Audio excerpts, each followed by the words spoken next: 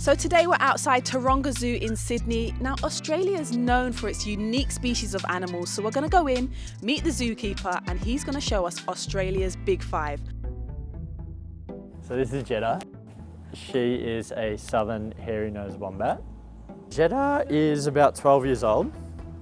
They can live over 20 years old, especially in the zoo. And you can see she's quite dense and quite strong. They're burrowing animals, so even though she's so large, she will dig burrows even in here, and they're quite feisty and curious, and you know, they're a bit like a puppy in that they learn about things with their mouth. Yeah. You can see her digging, and see how easily she moves that tyres. They're really, really strong. That's nothing, she's not even trying. So when people think of Australia and animals, I feel like this is right up there, kangaroos. So these are our female red kangaroos. But red kangaroos are kind of that iconic one. When you see those photos of the really tall, really muscly kangaroos, yeah. They're adult male red kangaroos.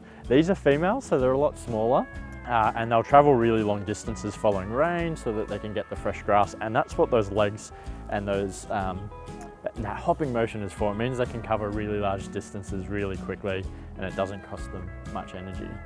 How close is she gonna get? The only thing she might be interested in is having a little nibble on your hair.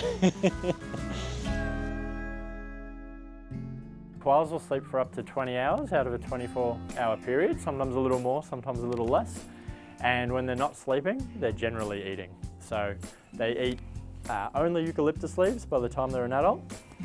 And it's a really, really poor diet. So eucalyptus leaves, even when you touch it, you can feel they're really, really tough. They have to spend so much energy on digesting their food. They only have enough energy left over to be active for about 4 or maybe 6 hours every day.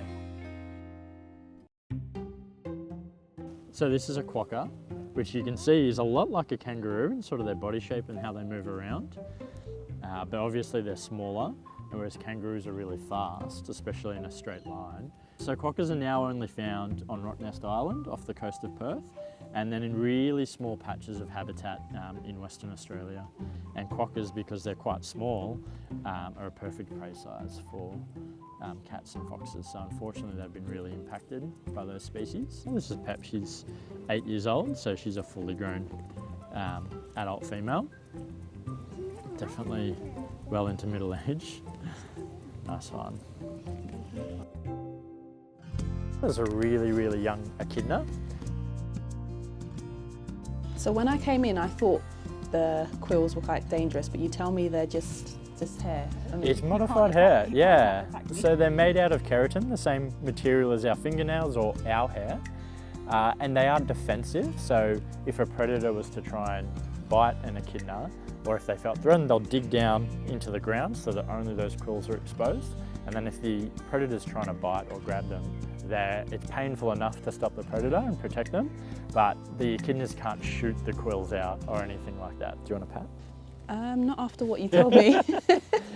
We just want to say thank you for showing us Australia's Big Five today. You're welcome. Thanks for coming. I have learned so much, particularly that animals let their children be very independent from a very young age. And koalas sleep for a period of time that I'll definitely get in trouble for. Wish I could do it, but yeah, definitely can't.